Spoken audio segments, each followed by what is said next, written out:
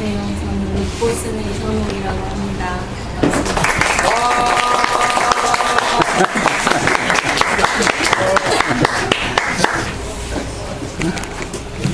네, 이렇게 오늘 수다하는 것처럼 수다방처럼 좀 진행을 해보기로 해서, 네, 제가 그 수다를 좀 잘할 수 있도록 하는 역할을 좀 해보라고 하는 특명을 받았어요. 잘할 수 있을지는 잘 모르겠고요.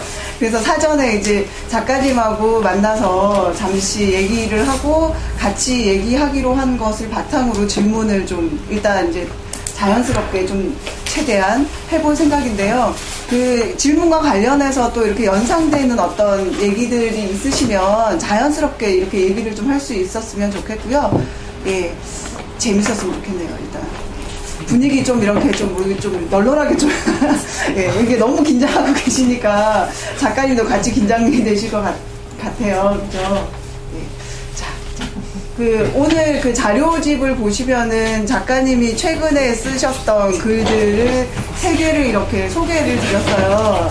그리고 제가 또 르뽀라고 하는 그 장르에 대해서 좀 관심도 있고 해서 그 작가님이 하시는 일에 대한 얘기부터 좀 이렇게 자연스럽게 풀었으면 좋겠는데, 그 작가님께서 이렇게 그 쓰시는 글들을 보고 있으면 노동자들이 투쟁하고 있는 어떤 그 현장들을 직접 찾아가서 글을 쓰고 그 글쓰기 자체를 통해서 또 작가님이 가지고 계신 여러 가지 이 운동으로서 혹은 나의 노동으로서 뭐 이런 것들을 이제 스스로 하고 계시다라고 하는 인상을 좀 받게 되거든요.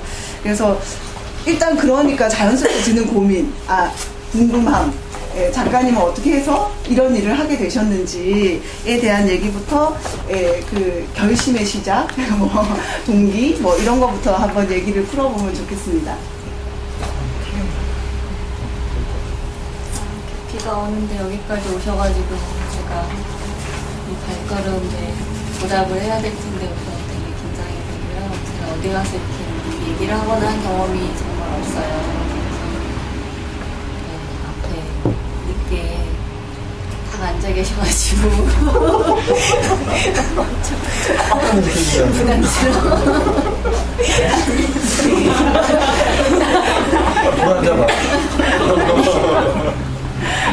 그래서 좀 긴장되긴 한데 그냥 편하게 제가 얘기하는 중에도 궁금한 게 있으면 그냥 수다 떨듯이 바로바로 이번에 얘기하시면 제가 바로 답을 하고요. 그거를 어떻게 쓰게 됐느냐를 생각해보면 저도 정확히 모르겠어요. 이걸 결심을 하고 시작한 일이 아니에요.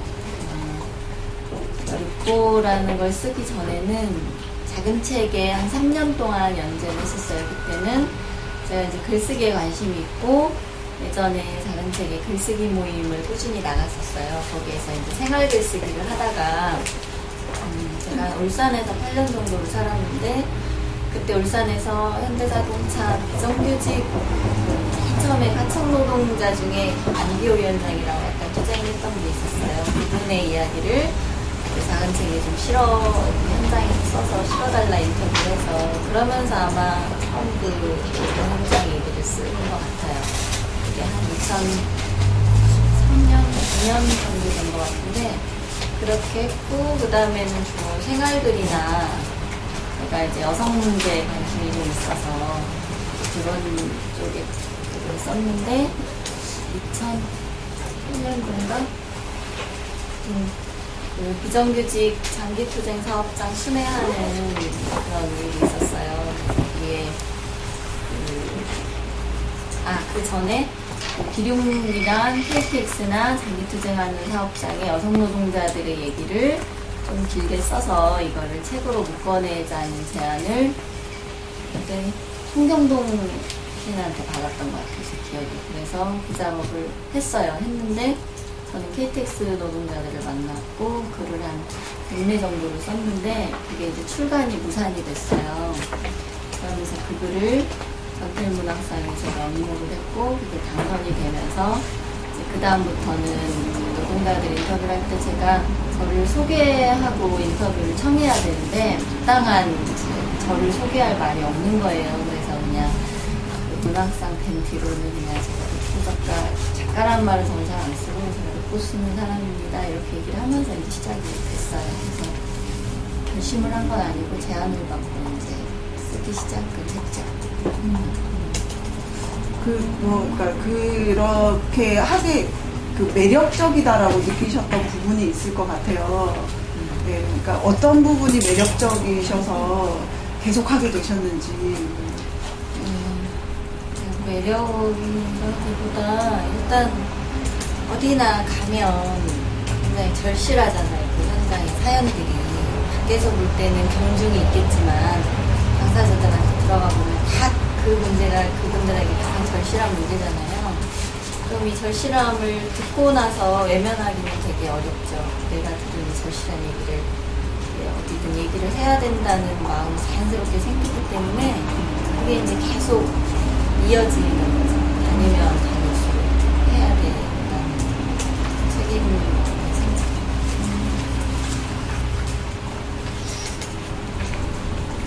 답변이 짧으시군요. 되게 아니에요. 그런 필요는 없고요. 네. 그러니까 저희가 노동자 아닌 노동자들이 말할 수 있는지에 대한 주제를 가지고 오늘 이 자리를 만들었잖아요. 근데 사실 이제 그러니까 그 투쟁하는 노동자들 언어를 가지고 있는 노동자라기보다 몸으로 말하는 사람들이라고 볼 수 있을 것 같은데 그 얘기들을 글로 이렇게 번역해 주시는 작업이라고 이렇게 이해를 해도 되겠습니다. 네, 이해가 됩니다. 네, 어렵네요. 수다가 안 돼. 왜 이러지? 네, 자리 배치 때문일까요? 예. 그래서 두 번째 질문으로 좀 이렇게 넘어가 볼게요. 그러니까 두 번째 질문이 자연스럽게 그런 생각이 드는데 그런 그 현장 취재를 하다 보면 여러 가지 갈등이나 이제 고민거리들하고 이렇게 부딪히게 되잖아요. 그 중에서 이제 투쟁하고 있는 노동자와 연대하시면서 그 스스로의 어떤 운동관이나 혹은 글쓰기나 이런 부분들이 좀 영향을 받거나 하게 된 어떤 상황이나 사건 같은 것들이 있을 것 같아요. 그런 사건들이나 그런 거기서 이제 어떤 의미를 이제 깨닫게 되신 게 있다라면 그런 것들이 어떤 것인지 그 사건들을 중심으로 좀 이렇게 얘기를 해주시면 재밌을 것 같아요. 저 강렬함 같은 걸로 얘기를 하자면 저는 김지인 열사 돌아가셨을 때 저 장례식에 갔었어요. 그때는 제가 산 사람 때문에 사실은 129일 동안 크레인에 있을 때 제가 소식은 알았지만 한 번도 못 갔었어요. 가까운데도 가야지 하면서 못 갔었는데 딱 이제 돌아가셨다는 걸 듣고 아는 사이는 아니었지만 굉장히 마음이 아팠어요. 왜냐면 굉장히 오랫동안 있었는데 어쨌든 한번 갈 수 있었는데 내가 가자 한다는 것이 되게 미안했고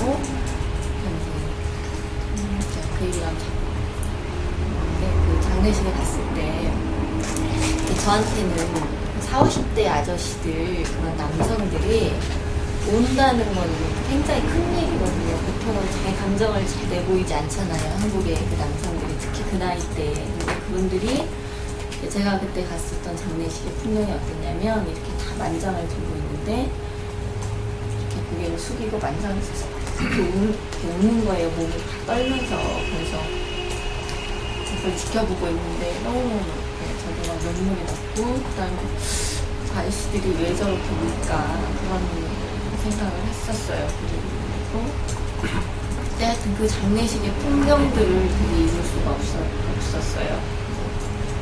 아저씨들이 울던 거랑 그렇게 우는데 그때 작업복이 다 이렇게 손끝이 해진 거예요. 그 해진 작업복 막 이렇게 손끝하고 얼굴이 안 보이니까 이렇게 숙이고 있으니까 손끝하고 이렇게 어깨도 떨리고 그랬던 그 장례식의 분위기가 지금 생각해도 굉장히 마음이 아프고 그때는 어쨌든 정규직 노동자들이지만 그 사람들이 박창수나 김주익이나 박재규까지 죽은 동료들 때문에 이렇게 겪는 죄책감이나 그런 것들이 너무 옆에서 볼 때 마음이 아팠는데, 그때 기사가 이제 김중희 열사 죽고 타결이 됐을 때 어떻게 났냐면 노조의 완벽한 승리다 이렇게 기사가 난 거예요. 그래서 사람이 둘이나 죽었는데 어떻게 이게 완벽한 승리일 수가 있을까. 한국에서 그 협상으로 따낼 수 있는 모든 걸 따냈다. 그때 이렇게 기사가 났었어요. 그래서 정말 이렇게 나오면 안 되겠구나 이런 생각이 들었어요. 그래서 김주희 열사 돌아가셨을 때 그때 제가 잊지 못하고, 그다음에 그때 이제 김진수 수도사 이건 뭐 지금도 몇 번을 봐도 계속 잘 기억하고, 그다음에 이제 제가 겪었던 일 중에 박곤양 사건이라고 여러분들이 혹시 아실지 모르겠는데, 그때 98년도에 현대자동차 정리해고 투쟁할 때 결국 이제 마무리가 277명에 대한 해고로 합의를 했었거든요. 그때 한 3개월 투쟁하고, 그때 277명이 식당에서 정리해고 밥 해주던 식당 노동자들이었어요. 그 수에 대한 정리해고 합의를 해서 결국은 이제 정규직 노조와 회사가 그때 뭐 노자 간에 IMF 들어오고 상징적인 싸움이다 막 이런 평을 주었던 싸움이었는데, 결국 민주노조라고 하는 노조가 합의한 게 가장 약한 그 작업장에서 가장 약한 여성 노동자들에 대한 해고로 이제 끝을 내면서 그분들이 노조를 상대로 정리해고 투쟁을 하거든요. 그래서 그 과정에서 굉장히 힘들게 싸웠어요. 근데 이분들이 노조 투쟁할 때 밥을 이제 해줘야 되니까 시장에서 배추 시래기 이런 거 주워다가 걷어가지고 그 아침 저녁 밥해 먹고 이랬던 분들이거든요. 그러니까 그런 분들이 가장 헌신적으로 자기들의 투쟁에 함께한 사람들을 노조가 해고에 합의하는 걸 보고, 이제 그때 사실 여러 가지 결이 있었어요. 가족 대책위에 여성 가족들이 있잖아요. 그분들도 사실은 이분들에게 밥을 얻어먹었던 사람들이거든요. 근데 막상 이들이 해고될 때 그 되게 이질감 같은 거 있잖아요. 그래서 여성 안에서도 또 나뉘는 이런 차이 이런 것들을 보면서 박곤양 사건은 결국 그 사건을 기록한 영화가 인권영화제에서 상영되지 못하면서 현대자동차 노조와 이리저리 연결된 여러 운동 세력들의 이제 거의 암묵적인 카르텔 때문에 상영되지 못하면서 그걸 상영하기 위한 투쟁을 했었거든요. 이제 거기서 또 1인 시위도 하고 이랬었는데, 그 싸움을 할 때 굉장히 힘들었어요. 왜냐면 이게 지역에 되게 강고한 카르텔이 있구나 이런 걸 느꼈어요. 김유진 노조, 운동단체, 지역에서 활동가들 이런 사람들이 다 이제 엮여 있으니까 자신들의 가장 아프고 약한 부분을 건드리는 걸 너무나 두려워하는데 그 두려움이 되게 강압적인 방식으로 나타나더라고요. 그래서 그걸 보면서도 이게 가장 이제 인상적이었던 문구가 그분들이 우리는 노동운동에 가면 여성 문제라고, 여성운동에 가면 노동 문제를 한다. 우리 얘기는 도대체 어디에서 같이 해줄 거냐 이런 얘기하고, 노동운동 그런 거 아닙니다. 그렇게 위원장님 얘기를 하시는 장면이 있어요. 그래서 그걸 보면서 여성노동 이야기 정말 해야 되는구나 이런 생각을 했었고요. 그리고 최근 들어서는 2008년도에 아까 비정규직 장기투쟁 사업장 순회할 때 한 12일 동안 돌았었는데, 그때 이 사업장을 이렇게 전국을 돌았었어요. 그때 한 군데 가면 그날 일정 마무리하고 다들 뒷풀이 할 때 저는 이제 그 글을 쓰는 거예요. 써서 연재를 계속 했었는데 굉장히 힘들죠. 다 놀 때 저도 놀고 싶은데 못 놀고 혼자 막 그날의 기록을 써서 올려야 되니까, 그때 이제 쌍용자동차에 갔었어요. 4월이었는데 이제 파업 직전에 새로 그 한상현 집회를 꾸려가지고 싸움을 시작하려는 이제 천막 치고 흉흉한 분위기였어요. 공장에 딱 들어갔을 때.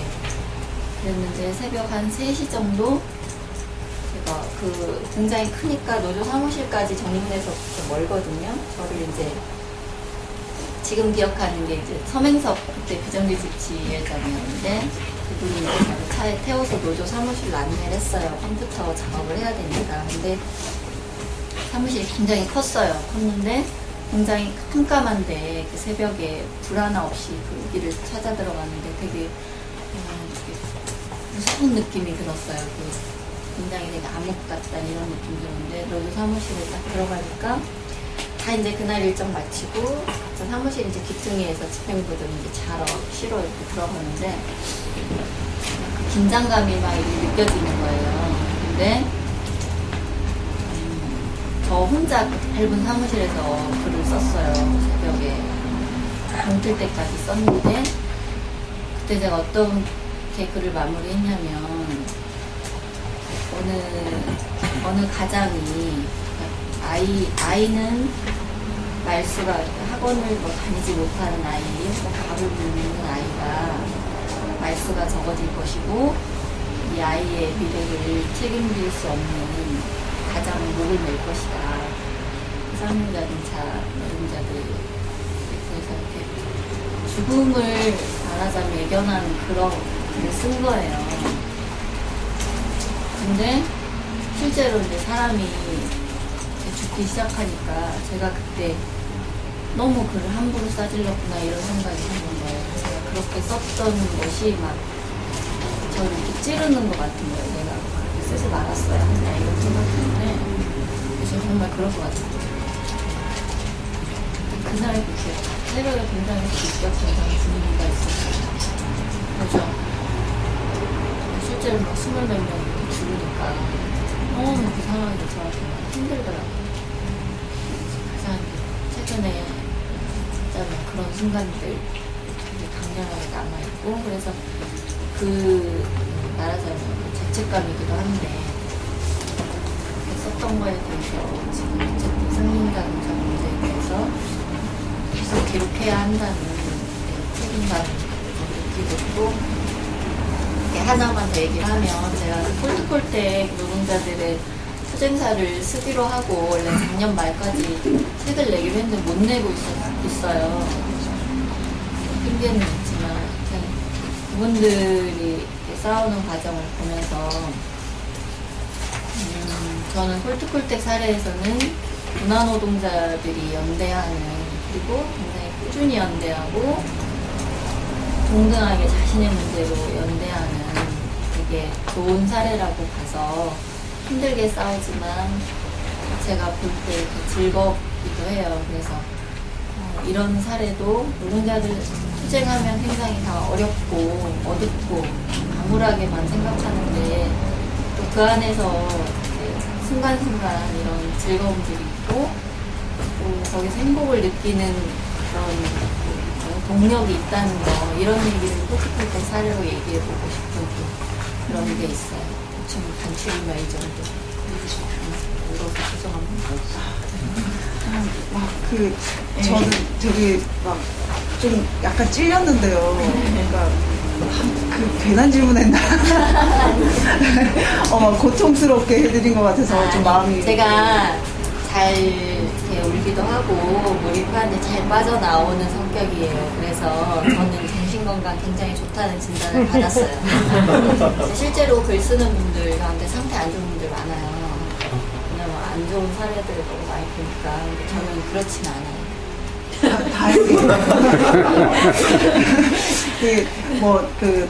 일본의 되게 유명한 작가 중에, 이건 좀 딴소리인데요. 유명한 작가 중에 10년 동안 이제 그 아동학대와 관련된 주제를 가지고 가정 내에서의 아동학대를 주제로 해서 글쓰기를 하면서 책을 내신 분이 있는데 그 책 한 권을 이렇게 내기 위해서 10년 동안을 붙들고 계속 고민을 하시고 그리고 실제로 그 글을 쓰고 있는 동안에는 집 밖에 사람들을 만나러 나갈 수가 없었대요. 너무 무섭고 힘들었다고 하시는 그 내용이 생각이 나서 이런 얘기 하지 말았어야 되는데. 아니에요. 네. 저는 노동계에 가면 화르게라고 그러고요. 화르게 가면 노동계라고 그래요. 즐겁게 잘 놀고 다녀요. 네, 다행입니다. 그 말씀하시는 얘기를 쭉 들으면서 저도 제가 몇 년 전에 그런 얘기를 했던 기억이 나요. 약간 비슷한 얘기였을 것 같은데 어딘가에서 그 미디어 운동하는 단체에서 뭐 이렇게 짧은 글을 좀 써달라고 하셨는데 제가 그때 여성노동 운동을 하고 있을 때였거든요. 그래서 여성 노동자로 저의 경험은 그러니까 노동운동 하는 데 가가지고는 내 얘기를 이렇게 잘 어필하기 위해서 노동자라고 얘기를 강하게 했어야 되고 또 여성단체에 가서는 또 여성 문제라는 걸 강조하기 위해서 내가 여성이라는 걸 강하게 어필해야 되는데 그 여성노동, 그러니까 여성단체에서 얘기하는 여성에는 노동이 없고 노동을 얘기하는 이제 거기 가서는 그 여성이 없는 거예요. 근데 여성 노동이라고 하는 거는 그렇게 따로 떼놓고 얘기할 수가 없는 거예요. 그래서 그때부터 계속 어떻게 하면은 이 다른 결들을 잘 드러날 수 있게끔 할 거냐라는 고민을 저도 그때 했었는데 비슷한 고민들을 그때 경험을 통해서 하시게 되신 것 같아요. 그래서 저는 같은 사안이나 같은 투쟁을 기록하는 사람이 여성 작가냐 남성 작가냐에 따라서 굉장히 달라요. 왜냐면 저는 이제 어디 투쟁하는 예를 들면 청소노동자들이 투쟁을 하는 현장에 갔어요. 거기에 보면 연대하러 온 활동가들이 있거든요. 그 가운데 남성 활동가들이 있어요. 그러면 이분들은 저희 같은 외부 사람이 가면 그 활동가들을 찾아온 손님들까지 이분들이 접대를 하는 거예요. 남성 활동가는 연대하러 온 사람인데 거기에서 자기를 찾아온 자기의 손님을 이 투쟁하는 사람들이 접대하는 게 문제의식을 느끼지 못해요.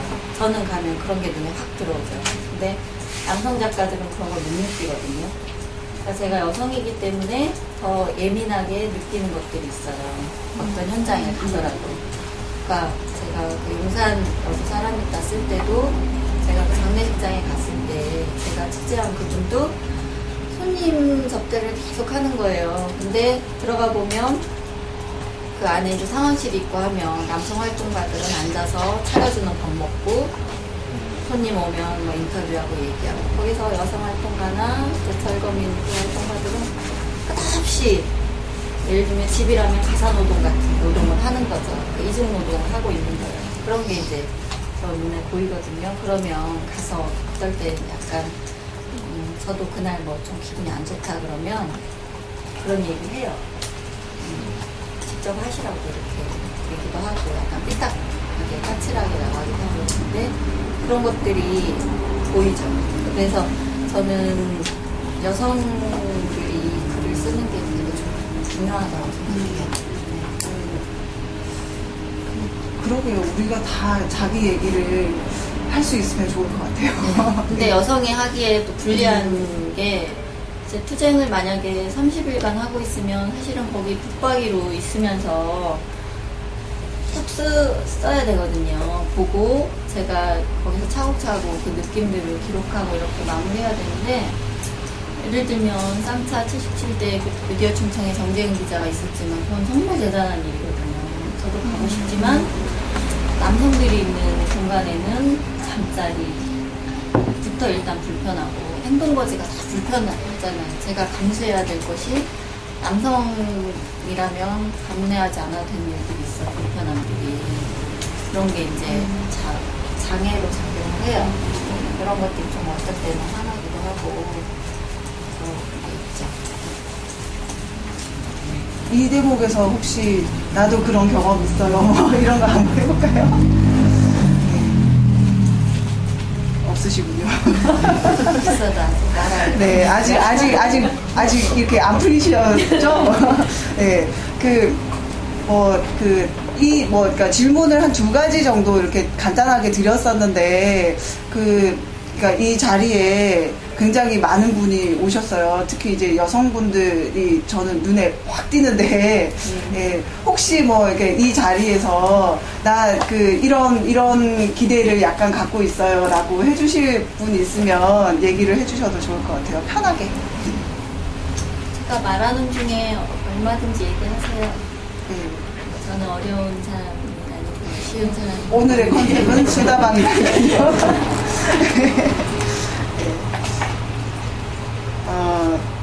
뭐 없으시면 네, 준비된 다음 질문으로 넘어갈게요.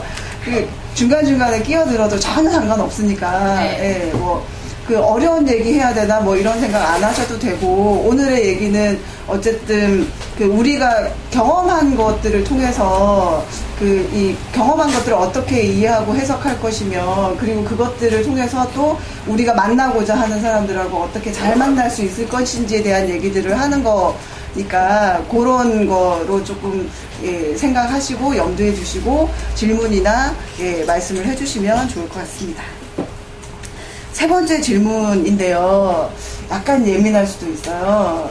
그래서 저는 사실 이 얘기를 하게 되면 좀 약간 삼천포로 빠질까봐 걱정도 좀 되기도 하는데, 여러 번 질문 드렸어요. 그 최근에 그 의자놀이라고 하는 그 관련한 논쟁이 좀 있었잖아요.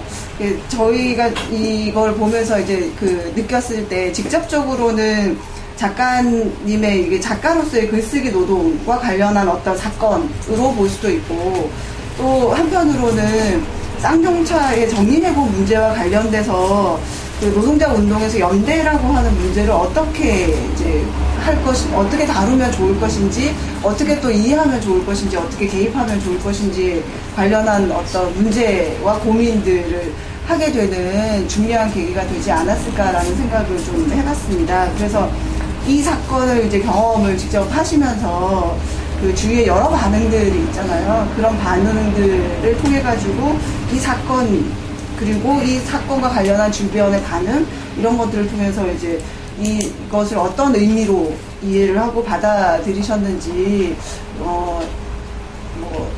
이 주제와 관련해 가지고 좀 풀어주시면 좋겠습니다. 부자놀이 사건에 대해서 다 아시나요? 모르시는 분도 있을 것 같은데. 부자놀이 사건이라고 하기는 좀 그런데요.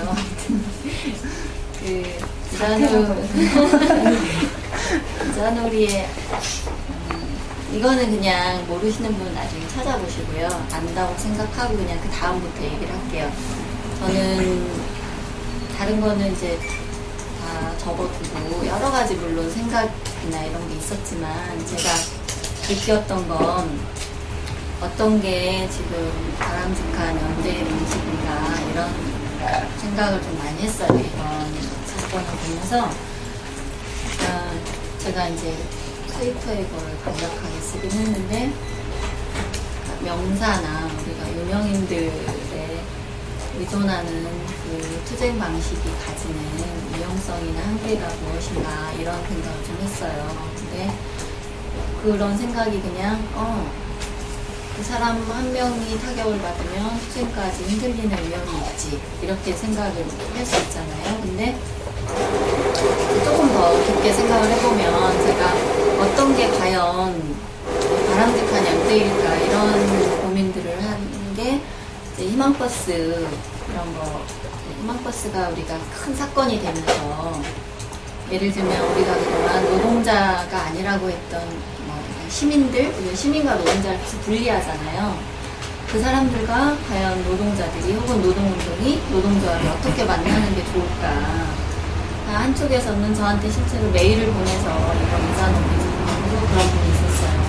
저 같은 사람이 쌍용자동차에 입금하는 거 말고 과연 노동운동에 다가설 수 있는 방법이 뭐가 있겠느냐, 정말 고민입니다. 그런 얘기를 이렇게 하시더라고요. 근데 제가 이번 일을 겪으면서 곰곰이 생각을 해봤는데, 정리를 좀 해보니까, 사람들이 어떤 일이나 혹은 이제 사람의 공감하고 분노하는 그 동기가 여러 가지가 있잖아요. 그게 한 3가지 정도가 있는 것 같아요. 첫 번째는 나보다 약자인 사람이 불행할 때, 예를 들면 청소 노동자들이 한 6, 70만 원 되는 돈을 더 받으면서 쉴 곳도 없어서 이렇게 옆에 칸에서 학생들이 똥 싸는 소리를 들으면서 경계 쪼그리고 앉아서 밥을 먹고, 막 이런 되게 불행한 이야기들, 내일은 아니지만 그런 열악한 얘기를 들으면 불쌍하잖아요, 그분들이. 그러면 연민과 정정이 생기죠.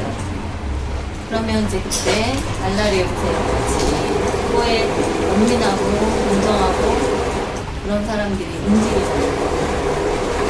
근데 이제, 같은 일을 겪어도 통장에 기초생활 수급권자인 장애인이 나 정말 돈이 없어서 내 통장에 29만 원밖에 없다 이러면 정말 분노하잖아요. 우리가 공감하고. 근데 어떤 분이 내 전 재산이 29만 원이다 하면 우리는 굉장히 분노하잖아요. 다른 식의 분노를 하잖아요. 그러니까 그거는 그 사람은 나보다 절대 강자인 거거든요. 같은 액수를 전 재산을 가졌다고. 그래서 그거는 나보다 약자인 사람들에 대한 연민이 누구에게나 사람이 그런 선한 마음이 있다고 생각해요. 그런 경우가 있고, 그 다음에 두 번째는 나보다 약자이냐 아니냐를 떠나서 상황 자체가 굉장히 극단적이고 처참할 때. 예를 들면, 저는 이제 김진숙이라는 어떤 연약한 여성이 그 보복농성을 하는데, 무려 막 비바람이 치고 막 태풍이 불고 북한에 300도일 동안 있어요. 근데 그 장소가 그의 동료가 죽은 곳이에요. 저 사람이 언제 죽을지 모르는 되게 극한의 상황이잖아요. 그런 상황을 보면서 사람들이 이제 희망버스를 타는 거죠. 그 사람이 나보다 약자이냐 아니냐 이런 걸 사실 따지기보다 그런 극한 상황. 그 다음에 또 쌍용자동차. 그 사람들은 얼마 전까지 정규직이었고 어쩌면 나보다 나은 처지의 사람들이었을 수도 있는데 그 사람들이 어쨌든 22명이 계속 죽는 거예요. 자살도 하고 어찌됐든 죽고. 그러니까 세상에 어떻게 이런 일이 있을 수가 있지? 하면서 그런 일단 극적인 상황에 사람들이 놀라잖아요. 일단 놀라고 그 사연을 알면 이제 분향소에 한 번쯤 갈 수도 있지 않을까 이렇게 움직이게 된다는 거죠. 그래서 거기에는 꿈도 알 수 있고 희망버스가 쌍차로 가는구나 나도 한 번쯤은 가볼 수 있겠구나 이렇게 연민이나 공감 같은 그 분노가 몸을 움직이게 하는 거예요. 그리고 저는 이제 제가 생각한 세 가지 이제 마지막이 바로 내 일이라고 느낄 때 움직인다는 거죠. 예를 들면 쌍차나 한진이나 홍익대나 이렇게 청소노동자들이 그런 일은 누군가에게 일어날 수 있는 불행한 일인 거죠. 근데 연민에서 이제 시작을 해서 분노까지 가기도 해요. 그리고 이런 일이 일어나고는 우리나라의 현실에 대해서 이 사회가 정말 제대로 됐나? 이런 의문도 한 번쯤 가질 수 있어요. 근데 나의 일이라 느낄 때가 앞에 첫 번째 약자의 불행, 두 번째 북한의 상황 이런 것과 다른 게 어떤 지점인가를 제가 곰곰이 생각해 보니까 앞에 두 사례와 다른 것이 제가 뭘까 이거를 제가 생각을 좀 많이 해봤어요. 그랬더니 바로 거기에 나온 것이 위기의식이다 이 느낌이 들더라고요. 그게 뭐냐면 저는 그게 촛불이었다고 봐요. 촛불은 사람들이 거기로 몰려나온 게 그 강옥병 소고기라는 위험한 걸 먹을 사람이 바로 나일 수도 있다고 생각했거든요. 또는 누군가 불행한 어떤 사람이 먹을 일이 아니라 바로 내가 먹을 수 있다. 그런 위기의식이 크든 작든 왜 내 문제를 내 동의도 없이 왜 니들이 결정하는 거야. 이런 막 분노들이 있잖아요. 그래서 거리에 이렇게 나왔는데 막 물대포를 쏘는 거죠. 그럼 그걸 맞는 옆에 시민이 그게 바로 나잖아요. 그러니까 그런 동기로 움직이는 것이 앞에 두 사례와 다른 게 위기의식이구나. 이게 내 문제일 때는 그게 절실하게 다가오든 아니면 적게 다가오든 그게 더해진다는 생각이 들었어요. 제가 생각할 때. 그래서 올바른 연대, 올바르다 아니다 보다 되게 가장 바람직하고 오래 갈 수 있는 연대 방식은 뭘까 이렇게 생각해 봤을 때 이게 내 문제라는 거에 더해서 시작은 연민이든 공정이든 어떤 논기에서 시작을 했던 이게 내 문제고 내가 겪고 있는 일이구나 라는 그런 위기의식이 더해지면서 노동자들의 문제가 노동자들의 문제가 아닌 내 문제고 나는 노동자구나 이렇게 느끼는 기반으로 행하는 어떤 행동 이렇게 될 때가 가장 좋지 않을까 이런 생각이 들었어요. 그래서 제가 그 프레시안의 자료집에 있는 그 글을 썼을 때 제가 계속 불편했던 것이 저 불쌍한 노동자들, 불쌍한 건 맞죠. 근데 불쌍한 노동자들을 불쌍함으로 인식하는 자체는 일단 그건 내 일이 아닌 거잖아요. 내가 느낄 때 불쌍한 저들인 거잖아요. 그래서 이 경계를 이렇게 무너뜨리기 위해서 노력을 해야 되는데 거기서 이제 또 문제가 생기는 거죠. 누가 더 노력해야 하는가. 근데 사실 좌파들이나 노동진영이 배척한다 이렇게 말을 하지만 당사자들은 사실 어떤 도움이든 절실하거든요. 그리고 우리를 배척하고 말고 할 수가 없는 상황이에요. 그러니까 자기가 여기에 어떤 일이라도 좀 같이 하고 싶다는 마음을 가진 사람들이 최대한 이게 내 문제라고 느낄 수 있도록 하는 게 저의 일이 아닐까 이렇게 결론을 내렸습니다. 그 말씀 하시니까 네. 옛날 몇 년 전에 그 연대와 불쌍함의 그 차이에 대해서 연대를 이제 어떤 마음으로 할 거냐에 대한 얘기를 할 때 어떤 그 인문학자가 그런 말씀을 하시더라고요. 그러니까 산사태가 나는데 내가 그 이 오두막 안에 있는지 없는지에 따라서 그 이 느끼는 감정이 굉장히 달라지는데 소위 불쌍함이라고 하는 쪽으로 이렇게 접근을 하는 경우에는 그 이 산사태는 그냥 이렇게 TV 속에 있거나 그러니까 어떤 그 나와 이렇게 직접적으로 이렇게 내가 직접 경험하지 않아도 되는 그렇지만 어떻게 보면 안심이 되는 그래서 안심이 되는 내 문제가 아니어서 안심이 되는 그런 정서와 좀 많이 닮아 있는 것 같다라고 얘기를 하셨던 게 이렇게 말씀하시는 걸 들어보니까 떠올라서 굉장히 공감이 많이 되는데요. 여러분들은 어떠세요? 네, 공감됩니다. 감사드려요. 아니, 수다방이 너무 수다가 안 돼서 걱정하고 있었는데, 좀 길게. 작가님이 많이 진정성 많이 느껴지는데, 좀 분위기 세신 차원에서 늦게 오신 분들은 소개도 좀 하면서 좀 다시 한번. 분위기가 너무 가라앉은. 네, 말씀이. 올 사람들은 다 온 거야. 그러면 2차로 한번 소개 시간 갖고 얘기 진행할까요? 재밌는 어떤 약간의 경험 같은 것들이 각자가 좀 있으신 것 같은데, 한번 좀 소개를 좀 해주실 만한 분이 있으시면 얘기를 해주셔도 좋을 것 같아요, 이 자리에서. 저희 서브센터가 상반기 회원 워크숍 주제가 연대였거든요. 서비스센터가 또 연대를 하다가 만난 사람들이 만든 조직이기도 하고 해서 연대라는 얘기가 나오면 연세대를 떠올릴 게 아니라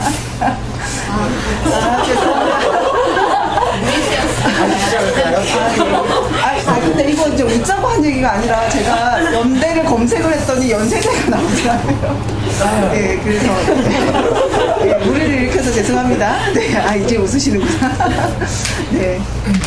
그러니까 그런 어떤 그 연대 경험을 이제 앞에서 나왔던 얘기 말고 좀 중복되지 않는 걸로 해서 좀 소개해 주실 수 있으면 좋을 것 같아요.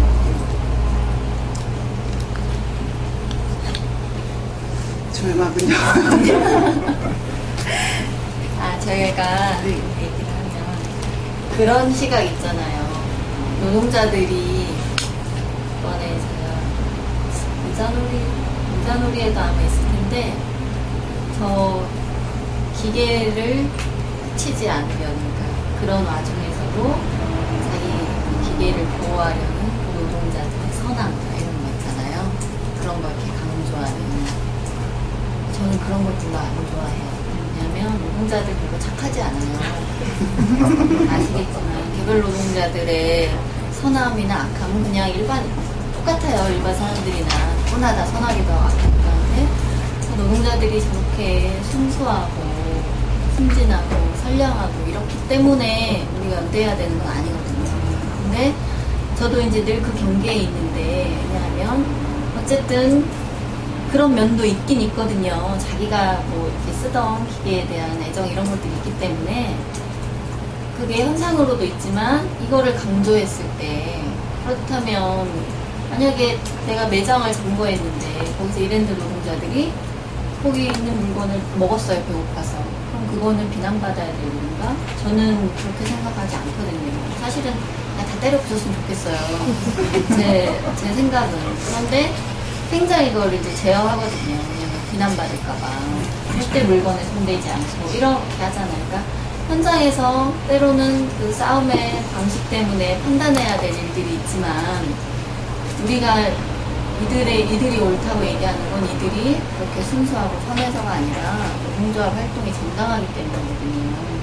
개별 인간들의 선함이나 도덕성을 가지고 사건을 바라보려고 하는 것은 끝없이 언론이나 제도권에 사는 방식이고 우리는 또 그 틀까지도 깨야 되는 게 제 몫이라고 생각해요. 그래서 노조는 선 이런 시각에 대해서도 저는 많이 신경 써서 쓰는 편이에요.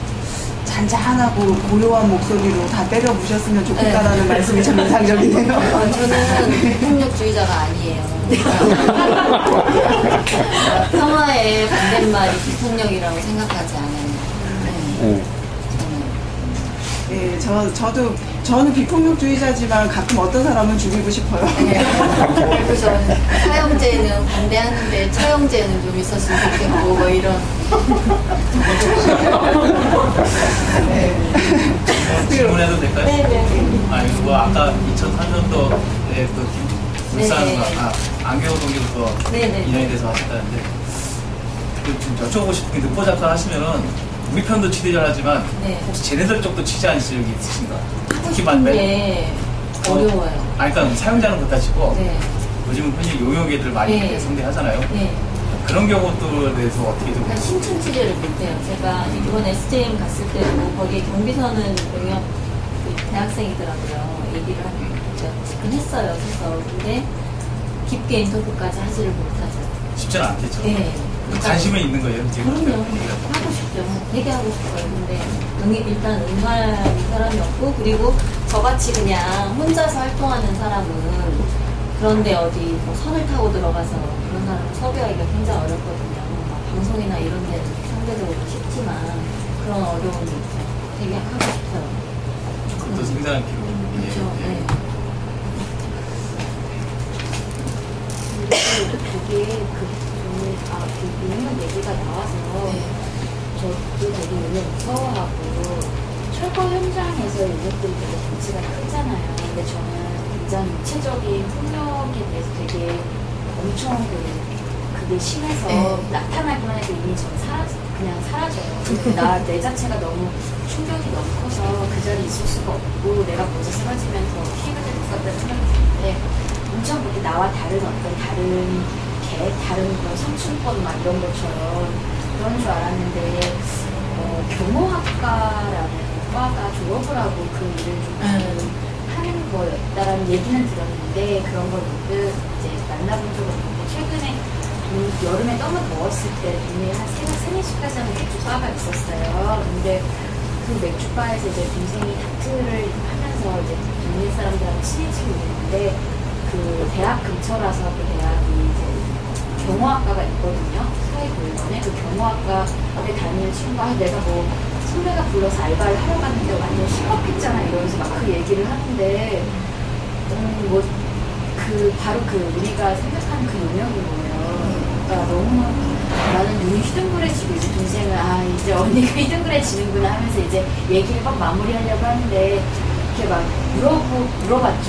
그냥 그 얼마 받냐 뭐라고 하냐 자기는 방학 때라서 했는데 돈을 너무 생각보다 많이 주더라고요. 생각보다 많이 주고 오도가 굉장히 구체적으로 내려오더라고요. 그러니까 욕을 몇 개에서 몇 개까지 할 수 있고 어느 만큼 할 수 있고 몇 시까지 니네가 이걸 정리하면 돈이 어떻게 되고 뭐 우리가 생각한 거하고는 조금 제가 생각한 거하고 좀 달랐을까. 얘도 정경처럼 분위기가 그래서 그랬구나 이런 하기보다는 엄청 당장 얘는 등록을 되고 그런다면 별로 저 상대가 어떤 사람이나 나의 어떤 아는 사람이라기보다는 그냥 어떤 일인 거예요. 일이고 그래서 나 몇 개 썼지요? 몇 시까지 하는데 몇 분 남았지? 그냥 이러고만 있는 그런 상황. 그러니까 이게 보편적인 상황인지 모르겠는데 그 친구는 그렇게 얘기를 하더라고요. 아마 요즘 그렇게 바뀌고 있을 거예요. 네. 그러니까 그런 되게 얘기가 구체적이게 있거든요. 온도가 내려와서 요구 몇 개에서부터 몇 개까지 할 수 있고 그리고 물리거나 그러면 돈을 더 주는 너무 몰라. 그러니까 그 공성하는 분이 물거나 그래서 이제 가버리거나 하면 포상금을 받는 거예요. 금속노조 사업장은 또 단가가 굉장히 세다고 그래요. 제가 여기 오기 전에 오늘 3M 노동조합 인터뷰를 하고 왔어요. 용역 얘기를 했는데 컨택터스가 원래 3M에 들어갔던 회사거든요. 근데 그때는 SJM 때처럼 무장하고 이런 건 아닌데 노조 사무실이 이제 부수고 몸싸움하고 이런 정도였는데 거기 이제 서로 막 고소 고발이 수십 건 있었거든요. 근데 그 대학생 친구가 굉장히 그 지회장님한테 악랄하게 막 굉장히 나대면서 유난 떨던 그런 친구가 있었는데 법정에서 딱 만나니까 그냥 모자 쓰고 백팩 메고 너무 평범한 대학생이더라는 거예요. 그러면서 지회장한테 고소 좀 취하해달라고 일당 못 받았다고 그러면서 얘기하는데 인간적으로 약간 약해지려고 할 정도로 진짜 자기 등록금 때문에 했다 이렇게 얘기를 하더라는 거죠. 현장에서는 매뉴얼대로 움직이는 거예요. 그러니까 그렇게 인간적으로 흡수하면 또 마음이 약해지지만 지회장님 얘기가 이 용역의 폭력의 고리를 반드시 한 번은 끊어야 되기 때문에 그런 거 인간적으로 용서할 수 없다. 저도 그게 맞다고 생각하고 진짜 한 번은 반드시 끊어줘야 된다 이런 생각이 들었어요. 정말 매뉴얼은 있는 것 같아요. 예전과 그러니까 그 사랑한다는 게 다 비루하고 치졸한 일인데 그러니까 자기가 살면서 발생하는 그런 이 잘못 그러니까 이 일종의 삶의 리스크 같은 것들을 자기보다 더 약한 사람한테 이렇게 전가시키는 거잖아요. 그런 것들이 아무리 직업으로 그런 것들을 한다라고 하더라도 그 직업을 선택하게 한 것을 저는 좀 잘못이라고 생각을 개인적으로 하고요. 그 부분은 느끼기 나름인 것 같아요. 제가 2009년도에 서울역 앞에 대우빌딩 청소하신 분들하고 동서할 때 아침 저녁으로 신나게 싸웠거든요. 우리 조합원들이 싸우는 무기는 뭐 신문지 찢어서 노비 풀리는 거 곳곳에 그 화장실에 경계에다 두루마기 수시기 넣어하고 막 얘기하고 근데 그러다 보면 그걸 등시 이런 용역들이 그걸 뚫고 청소를 해야 돼요. 근데 이제 어느 날 이제 우리 이제 담배 피우면서 하는데 자기 애한테 통화하는 걸 내가 딱 들었을 때 너무 가슴이 아프더라고. 진짜로 애를 키우는 가정 제가 아빠의 심정이더라고. 오늘 몇 시에 들어갔는데 뭐 사갖고 갈까? 그러고 나서 또 아침에 개하고 저하고 또 치고받고 싸우는 거죠. 아, 입장이 서로 이렇게 다를 수 있구나. 근데 대학생은 조금 다른 것 같아요. 네. 그러니까 전에 뭐 봐주지 말자는 얘기는 아닌데 사람은 자기가 하는 행동에 책임을 져야 되는 거잖아요.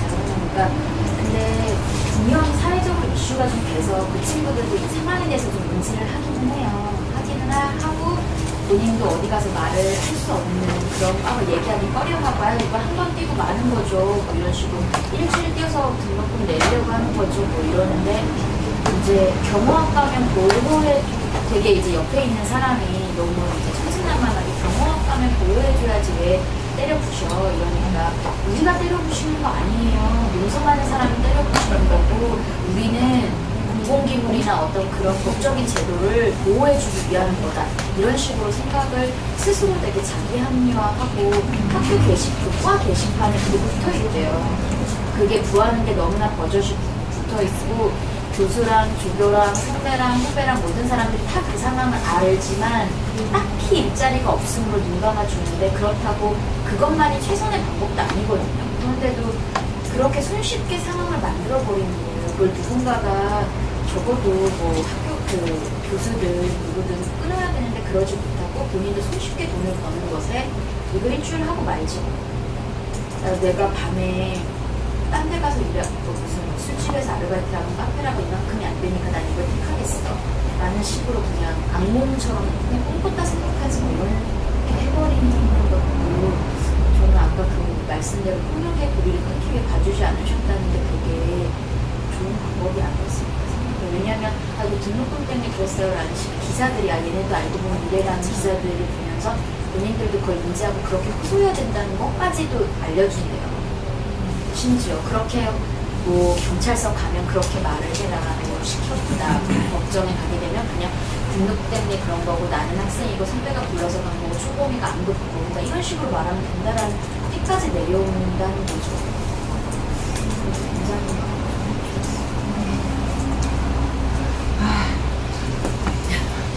답답하네요.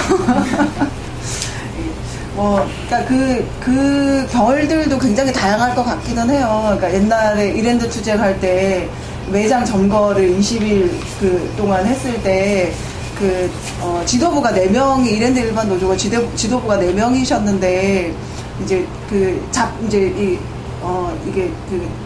이게 쫓겨 나가게 되면 지도부 4명이 다 이제 달려가면 안 되잖아요. 그래서 반반을 나눴어요. 남자 2분의 지도부가 현장에 남고 2분의 여자 지도부는 밖에서 대기하는 것으로 했었는데 이제 이랜드 일반 노조의 특성이 여성 조합원들, 그것도 홈웨버 쪽 조합원들이 되게 많이 있는 상황이었잖아요. 근데 이 남성 지도부 2분이 이 촘촘하고 결이 다른 이 여성 조합원들의 그 섬세함을 이렇게 잘 무관심하게 대우를 하신 거예요.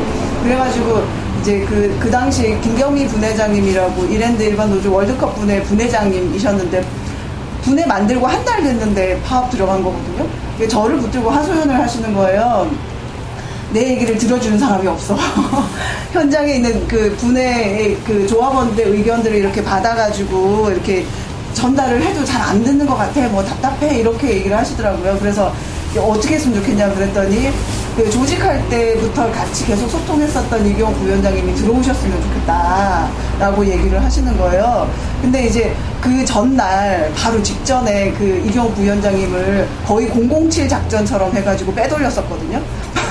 차에 숨겨가지고 이렇게 빼돌렸었는데 그때 이경 부위원장님하고 용역 중에 한 분하고 눈이 마주쳤었대요. 딱 정면으로 마주쳤는데 몰래 빠져나가는데 문제가 없었다고 그러시면서 이경 부위원장님이 그 사람 봐준 것 같아. 뭐 이런 얘기도 하시더라고요. 그래서 뭐 이런 약간의 결들도 좀 고민을 해볼 수 있는 부분은 있는 것 같고요. 연대를 얘기를 쭉 하다 보니까 앞에서도 이제 그런 말씀들도 하셨는데 그 당사자가 된다라고 하는 거, 그러니까 그래서 이제 가난하게 살자라는 얘기도 하시고 이제 뭐 그러니까 아까 뭐라고 가난하게 살기란 또 무슨 얘기 했었지? 그의 입장이 된다라고 하는 것, 이런 것들이 그의 입장이 된다라고 하는 것, 이런 것들이 이제 소위 당사자주의라는 얘기까지도 흘러가면서 진행이 되기도 하는데 이건 원래 있었던 질문은 아니지만 약간 응용해서 제가 이제 외박이라는 다큐멘터리를 공동체 상영한 배급을 하고 있는데 그것과 관련한 글을 쓰셨더라고요. 그러니까 부산 영화제 갔다 오셨던 거. 거기에 그 마지막 장면이 저는 되게 공감이, 거기에 쓴 글에 한 줄이 되게 공감이 많이 됐었는데, 나에게는 장면인 것이 그들에겐 서사이고, 그리고 나에게 감동인 것이 그들에게는 회한일 때 당사자라는 것은 그런 거다라고 이렇게 얘기를 해주셨어요. 그거 보면서 정말 이렇게 주옥 같은 표현을 하시다니. 그래서 그런 글을 썼었다니. 저도 실제로 이제 2년 전에 은평 지역에 있는 중소영세 서비스 노동자를 직접 만나서 인터뷰를 하면서 PC방에 일을 하고 식당에서 일을 하고 이런 이제 5인 미만 사업장에서 일하고 계신 분들하고 쭉 얘기를 하면서 이제 옆에서 지켜본다는 것과 그리고 실제로 그분들하고 만나서 얘기하는 것과 그 사람이 된다라고 하는 게 굉장히 다른 결이 있다라는 생각이 들었었어요. 근데 이제 한편으로 좀 드는 게 무조건적인 당사자 되기라고 하는 것들이 저는 조금 불편한 부분이 있어요. 그러니까 당사자가 아니니까 너는 말을 하지 마. 뭐 이런 식의 거가 된다거나 혹은 좀 더 왜곡돼서 요즘에 이제 다음인가요? 거기 포털 다음에 정경들의 자기 얘기들을 쓰는 카페가 있대요. 나는 그러니까 그러니까 일종의 증언인데요. 나는 운동권들에게 이렇게 당했다. 뭐 이런 거 있잖아요. 그런 경험들 나누는 데도 있다고 하고, 그리고 또 이제 굉장히 이제 여성주의나 뭐 아니면 당사자의 얘기들을 드러낸다라고 하는 방식의 일환으로 무조건 이렇게 이제 공개적인 자리에다가 불러다가 그 얘기들을 증언하게끔 한다. 요즘에 이제 특히 노동운동 쪽에서 그런 거를 좀 많이 활용하고 있는 것 같은데, 그런 부분들을 보시면서 혹시, 가지고 계신 생각이 있는지도 좀 궁금하고요. 그리고 어쨌든 이런 식으로 이제 다른 사람의 목소리를 담아낸다라고 하는 게 굉장히 좀 어려운 일이 될 것 같은데, 글을 쓰면서 혹시 가끔 이제 내 가치관이 반영이 된다거나 아니면은 이제 주로는 이제 취재를 의뢰한 사람들의 요구에 따라서 약간의 일부의 진실이나 좀 약간의 각색, 그러니까 아니면 숨김 이런 것들이 이제 요구될 때도 있지 않을까라는 걱정이 좀 드는데요. 그런 문제들에 대해서 가지고 계신 어떤 생각이 있으시면 얘기를 해주시면 좋을 것 같아요.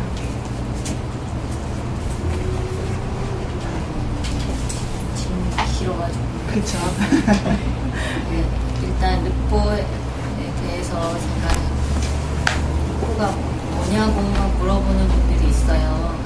근데 저도 딱히 뭐라고 정의를 내리기보다는 제가 생각할 때 르포의 특징이 일단 현장성이 있고, 그 다음에 심층성이 있고, 거기에 더해서 작가의 주관이 들어간다고 저는 생각해요. 그래서 예를 들면 기사가 전달의 개방성을 찍는다면 르포는 공감에 더 주력한다 생각을 하는데,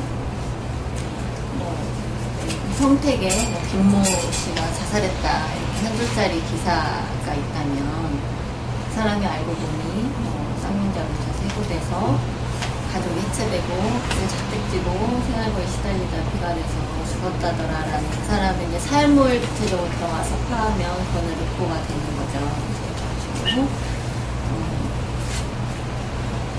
다른 점이 그런 건데, 저는 르포가 작가의 주관이 분명히 들어가고요. 그 다음에 저 같은 경우에는 많이 들어가는 편이에요. 근데 제가 이제 동료 비슷한 기록을 하는 사람들의 글을 보면 제가 쓰는 글의 방식은 제 주관이 많이 들어간다는 느낌이 들어요. 왜냐면 저는 그럴 수밖에 없는 게, 제가 어떤 사례나 사람을 선택하고 이 사람을 취재하고 이 사건에 대해서 기록하는 것이 제가 필요를 느껴서 하는 거잖아요. 많은 사건 중에 지금 이 사건에 제가 집중한 이유가 분명히 있거든요. 그래서 그 이유를 제가 말해야 되는 거죠.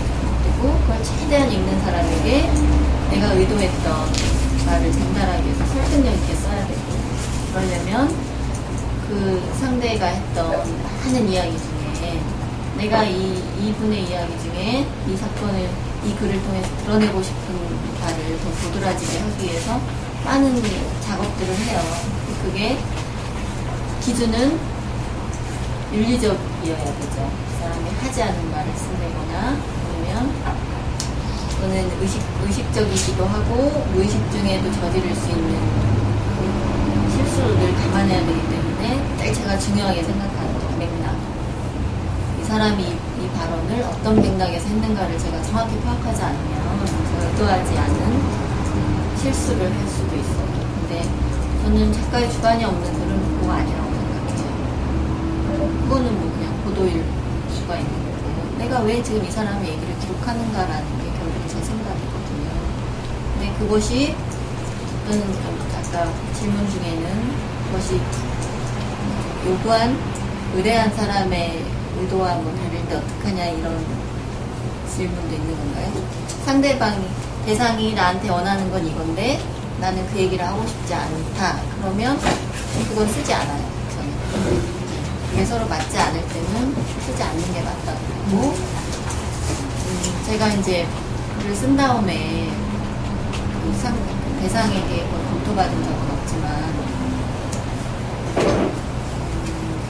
사전에 제가 어떤 매체에 어떤 걸 기록할 거고 이제 얘기할 때는 이런 얘기를 쓰고 싶습니다라고 사전에 얘기를 하죠. 그런 후에 이제 쓰는데 지금까지는 큰 문제는 없었어요. 싱글 관련해서 프레임을 받거나 이런 적은 아직까지는 없었고요. 그다음에 보통은 특별히 요구하는 것도 없어요. 사실은. 그냥 우리 얘기를 누군가 써주면 다 좋아하시죠. 보통 제가 만나는 분들은 그게 절실한 상황이니까 좋아하시기 때문에 특별히 그게 문제가 되는 일은 없고 저는 내 가치관이 너무 반영되면 어떡하나 이런 고민은 사실은 한 적은 없어요. 그러니까 크게 하지 않아요. 그런 고민은. 어차피 내 고민에서 시작된 글쓰기이기 때문에 이게